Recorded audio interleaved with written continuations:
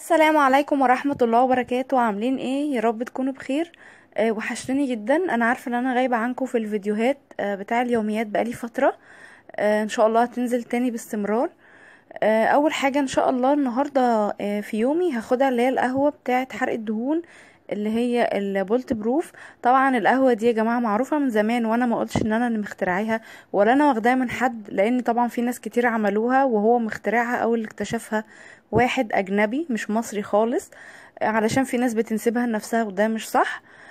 تمام. وما فيش اي حد له الحق ان هو يقول حد اخد منه وصفة الا لو كان هو اللي مخترعها وهو اللي عاملها. تمام. غير كده اليوتيوب واسع ومجال واسع وممكن كلنا نستفيد من بعض، وانا بنقل لكم حاجة انا شفتها وما اتكسفتش لما قلت ان انا شفت يوتيوبر عاملاها من سنة، اللي هي ندى سويلم كانت اول واحدة عاملاها. انا شفتها، ومش شرط ان انتي عشان شفتي الشخص الفلاني هو اول واحد شفتيه عملها يبقى هو اللي اخترعها. لا، ندى برضو اكيد جايباها من حد تاني، بس انا مش عيب ان انا اقول ان انا شفتها من ندى، لان ندى انسانة محترمة جدا وانا بتابعها من زمان. بس فان شاء الله هاخد القهوة دي النهاردة اول حاجة. طبعا احنا قلنا اللي انت بتاخديها في الصيام المتقطع او الكيتو دايت، بتاخديها قبل الفطار بحوالي ساعتين علشان تبتدي تحرق دهون. والاسئلة اللي احنا يعني كل اللي تخصها رديت عليها في فيديو تاني اللي اسمه سؤال وجواب عن القهوة الجبارة لحرق الدهون. الزبدة يا جماعة تكون نوع حيواني غير مملح زي ما قلت في الفيديو، وكمان تكون زبدة فلاحي. الأحسن أصلا ان انت تستخدمي زبدة فلاحي، يعني نبعد عن اللي هي الزبدة الصفراء. الأحسن الزبدة الفلاحي اللي هي بتجيبها من عند الفلاحين اللي لونها أبيض. وبعد ساعتين بتبتدي تفطري علشان جسمك يتجه لحرق الدهون. تمام. سواء بقى في كيتو دايت أو الصيام المتقطع. واللي عاوز الطريقة بالتفصيل هتلاقوا الفيديو، انا عاملة الطريقة، وهتلاقوا برضو الفيديو السؤال وجواب. جاوبت على تقريبا معظم الاسئلة اللي انتوا سألتوها لي عن القهوة. بالنسبة لفطاري النهاردة فطار يعني مختلف شوية. هفطر بطاطا الحلوة مفيدة جدا وفيها كمية فيتامينات مفيدة قوي. فالبطاطا اللي هي الحلوة دي هاخدها فطار. هاخد واحدة زي ما انتم شايفين كده متوسطة، مش كبيرة ولا صغيرة قوي، ومعاها ثمرة جوافة. الجوافة برضو فاكهة حلوة جدا، ما فيهاش سكريات كتير، سعراتها معقولة حوالي 30 سعر. فالفطار كده حلو قوي وبيشبع جدا. انا عن نفسي البطاطا لما باكلها بشبع. طبعا الفطار احنا قلنا عشان نخس لازم نقلل نشويات وناخد نشويات صحية، زي مثلا بطاطا حلوة، ناخد عيش اسمر، ناخد توست اسمر، وهكذا. ده بالنسبة للنشويات. وبرضه هنقلل الكمية. ممكن تاخدي كيك لو انت عاملاه بالشوفان او بالدقيق الاسمر، وان شاء الله هعمل معاكم وصفة كيك بالشوفان حلوة جدا ومغذية ومفيهاش اي حاجة تخنك نهائي، وفي نفس الوقت هتاكليها وانت بتعملي الدايت عادي جدا. حتى لو اخدتيها كل يوم مش هتأثر معاكي. فان شاء الله انتظروا الفيديو، ان شاء الله هينزل بكرة بالكتير. كمان طبعا احنا قلنا ان ممكن تاخدي بروتين زي بيض زي جبنة زي اي حاجة فيها بروتين، حاجة صحية تغمسي بيها مع العيش او التوست. تمام. ممكن تاخدي سلطة.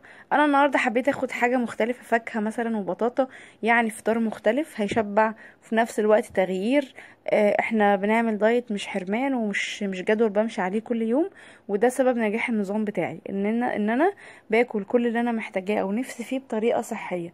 عايزة تغيري تاخدي حاجة حلوة، ممكن حاجة حلوة فيها فاكهة، ممكن تعملي كيك صحي، ممكن تعملي بان كيك، وعملنا البان كيك كتير مع بعض قبل كده. بالنسبة للسناك دلوقتي هاخد بعد الفطار بحوالي ساعتين هاخد سوداني او فول سوداني. دول حوالي مثلا 20 حباية. يكون مش مملح الافضل، عشان طبعا عارفين ان الملح بيزود الجسم، بالذات بيملى مية في الجسم، لان الملح بيبقى مش صحي على الجسم. فالاحسن ان احنا ناخد الحاجة من غير ملح، ونحاول حتى نقلل الملح في اكلنا.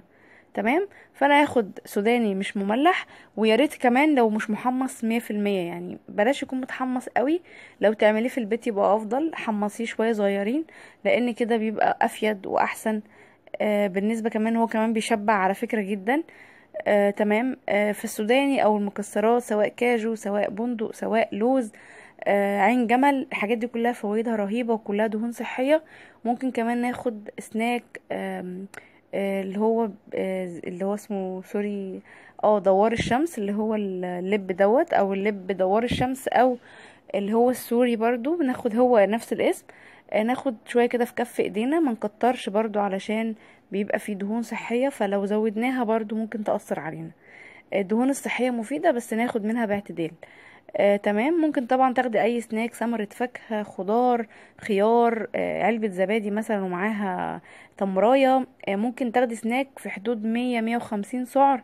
بجد بتبقى حاجة حلوة جدا، بالذات لو انت هتاخدي مثلا كذا وجبة في اليوم، 4 5 مثلا، في وجبات منهم صغيرة ووجبات رئيسية زي الفطار والغدا. فحاولي توزعي السعرات. لو هتاخدي مثلا وجبتين بس في اليوم ممكن يكونوا كبار شوية. تمام. الغدا ان شاء الله عملت مكرونة. طبعا انتوا عارفين ان احنا بنحب المكرونة جدا عندي في البيت، فعملت مكرونة سباكيتي. ما استخدمتش اي صلصة معلبة خالص، استخدمت صلصة طماطم. يعني انا اللي عملت الصلصة في البيت. ممكن تكتري طماطم وما تحطيش صلصة. وكمان ممكن تحطي شوية بابريكا بتديها نكهة حلوة، وكمان بتديها لون احمر. يعني الحاجات اللي هي فيها مواد حافظة وكده نحاول نبعد عنها. عملت فراخ. الفراخ ده ورك فرخة. انا يعني من الناس اللي مش بحب الوراك قوي، بس انا دايما لما بجيب فراخ بقسمها نصين علشان بتبقى فراخ بيضة. بتبقى يعني كبيرة شوية، فمنقدرش ناكل اكتر من كده، فبقسمها انصاص. تمام. فالنص المرة دي كان ورك. بدأت احبها مش زي الاول. هو الدهون فيها بتبقى اكتر، بس انا بعملها من غير دهن خالص، يعني بشيل الجلد تماما. ولو هحمرها ممكن احمرها في معلقة زيت خفيفة جدا على الهادي، بس تاخد لون كده عشان لو انتي مش بتحبي طعم المسلوق. هاخد معاها خيار او قتة. دي قتة طبعا، القتة زي الخيار، نفس الفصيلة يعني. وعلى فكرة طعمها حلو جدا وبتشبع برضو. وفي ناس بيقولوا ان هي بتتخن. مفيش اي اساس من الصحة للمعلومة دي، مفيهاش اي حاجة تتخن اصلا، ده خضار. والخضار دايما بيبقى فيه مية والياف وفيتامينات وحاجات مفيدة جدا. حتى الخس طلعوا عنه ان هو بيتخن. مفيش اي حاجة من دي خالص يا جماعة. الخضار مفيد جدا، نحاول ناخد خضار على قد ما نقدر. زي ما انتم شايفين ده نموذج للوجبات. النشويات قليلة، باخد كمية قليلة. لو مثلا صغيرة او اللي هي البنة دي اللي هي القلم، ممكن اخد 5 معالق. الاسباجيتي باخد بما يعادل 5 معالق برضو. معاها بروتين. اخدت الورك من غير دبوس، بما ان يعني ان هو يقال ان هو دهونه اعلى او سعراته اعلى من الصدر، فانا شلت الدبوس. وبرضو يعني الحمد لله بشبع. احيانا باخد بالدبوس، مفيش مشكله خالص يعني، ما بتفرقش لان كله بروتين وكله مفيد. ان شاء الله الفتره الجايه هعمل معاكم وصفات ببروتين نباتي، علشان برضو الناس اللي عايزه توفر وعايزه تحافظ على صحتها. على فكره البروتين النباتي افيد من البروتين الحيواني. وكمان اوفر يعني في الجو اللي احنا فيه الايام دي اوفر بكتير. بس ان شاء الله هظبط الدنيا واعملها معاكم وصفات حلوه جدا. عاوزه لما اعمل حاجه تكون حاجه تستاهل وبجد يعني تليق بيكم، مش عاوزه اعمل اي حاجه. فان شاء الله انتظروني في فيديوهات قادمه يعني. بس ده الغدا باذن الله دلوقتي. وطبعا المايه يا جماعه بنبه، شرب المايه، اشربي 3 لتر ميه. عايزه تخسي اشربي ميه كتير، قللي نشويات، خدي نشويات صحيه دايما، اطبخي بزيوت اقل وتكون حاجات صحيه، لا اما زبده فلاحي لا اما زيت خفيف. عايزه كمان تشربي ميه طبعا زي ما احنا قلنا. السناكس وكده بلاش بلاش حلويات، بلاش حاجه فيها سكر ابيض. المشروبات نخلي بالنا منها، ما نحط السكر ابيض فيها، نحط معلقه او 2 بس في اليوم. السناك يكون فاكهه او حاجه صحيه، بلاش ناخد شيبسي والحاجات اللي هي بتتخن دي، والمياه الغازيه طبعا احنا قلنا نمنعها. عايزين نخس نمنع الحاجات دي، نقلل اكلنا ونخلي اكلنا صحي شويه، نشرب ميه كتير، نتمشى شويه او نعمل مجهود هتخسوا. والناس حتى لو بتعرفش تعمل مجهود صدقوني هتخسوا، بس مش هتخسي طبعا بكفاءه حد تعب ونزل عمل رياضة او راح جيم او عمل رياضة في البيت.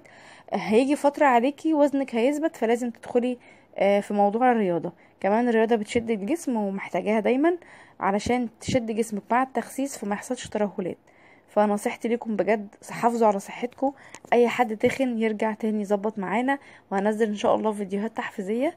لان بجد انا بحبكم جدا ونفسي كلكم توصلوا لهدفكم. وكمان عايزه كل اللي بيدخلوا الفيديوهات يدعوا لي دعوه حلوه، وتدعوا لي دايما ان انا استمر معاكم، عشان احيانا الواحد بيبقى يعني بيحبط شويه او بيمل مثلا، مبقاش عايز ينزل فيديوهات او غصب عنه بصراحه بيبقى زهقان. فادعوا لي ان انا استمر معاكم دايما. بس ده اخر حاجه ان شاء الله هاخدها، هتبقى كمثرى دي هتكون العشاء. ممكن تاخدي زبادي او غيره، بس انا حابه ان انا اخد ثمرتين كمثرى. وطبعا احنا قلنا الاكل هيبقى في 8 ساعات ونصوم بعدها 16 ساعه، فدول 2 كمثرى. الكمثرى مفيده جدا للناس اللي عندها دهون في منطقه الارداف، مفيده جدا بتنزلها. بس ده كان فيديو النهارده. اعملوا لايك للفيديو ما تنسوش، واشتركوا في